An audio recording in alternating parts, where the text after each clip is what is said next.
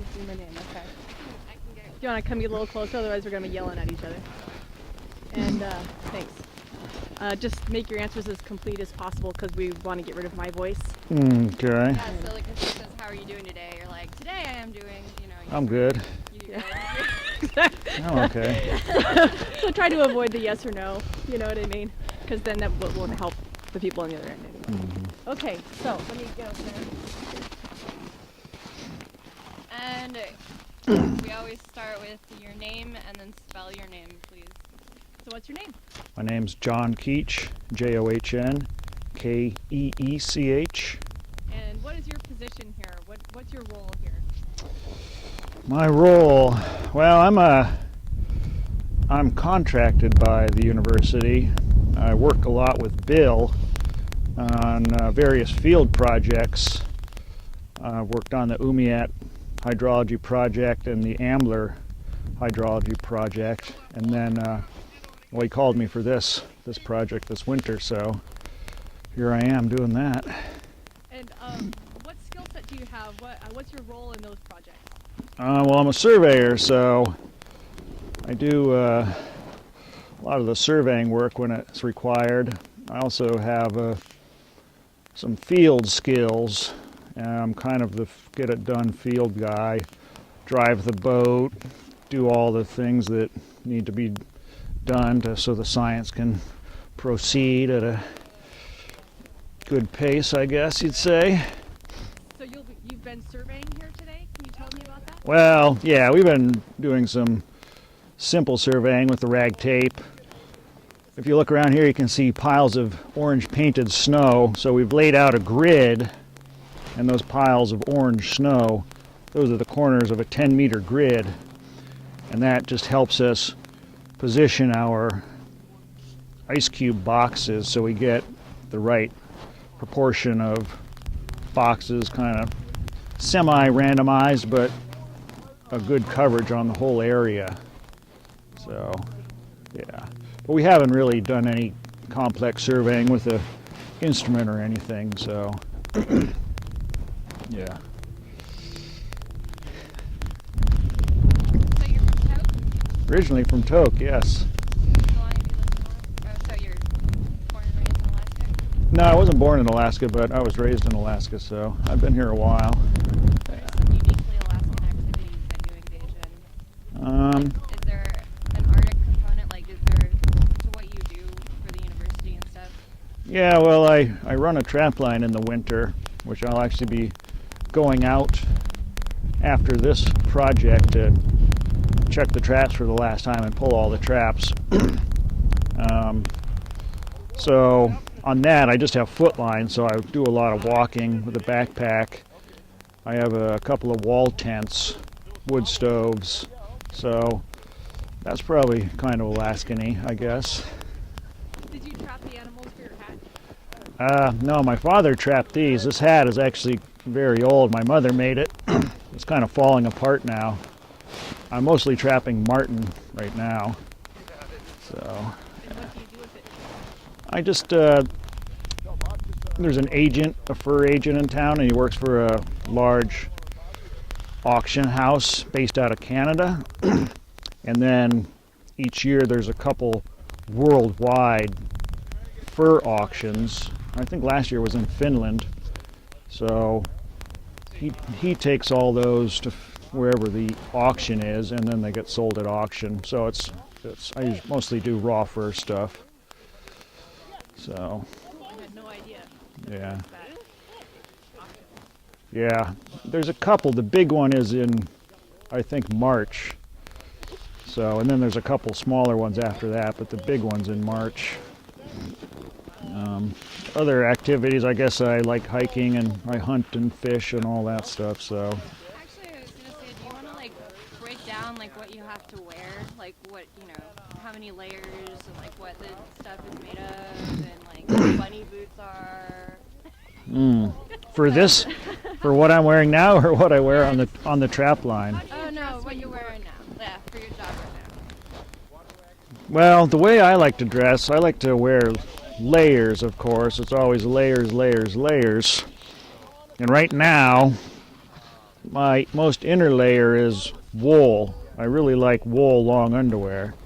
So I'm wearing wool long underwear, and underneath this outer layer I have some wool pants, some army surplus, Swedish army surplus pants or something. And then on my legs I've got the Refrigiwear bibs, which is good. It's actually fairly thick, and if you're just standing around, it's about right, but if you're shoveling a bunch, it can be a little bit too warm. So today I went with that because it was 20 below in town. I figured Monday it was 20 below in town, it was like 30 below out here, so I thought it'd be pretty cold out here. Now today it's much warmer, but there's a little bit of wind, which makes it seem colder, so these are actually not a bad choice for today. The bunny boots, I'm wearing 2 pairs of wool socks, just because I can. The bunny boots I thought were a good choice for dealing with water because they're basically solid rubber, so they're waterproof. My upper layers, on top of my long underwear wool shirt, I've got another wool shirt, and then a wool sweater, and then a down vest, and then a thin down jacket. This jacket's pretty worn out, so it's actually more of a wind barrier, and it traps a little bit of warm air. So my hands, I've got wool liner gloves, and then these surplus Arctic mitts, which also have a probably like a synthetic fleece liner on the inside.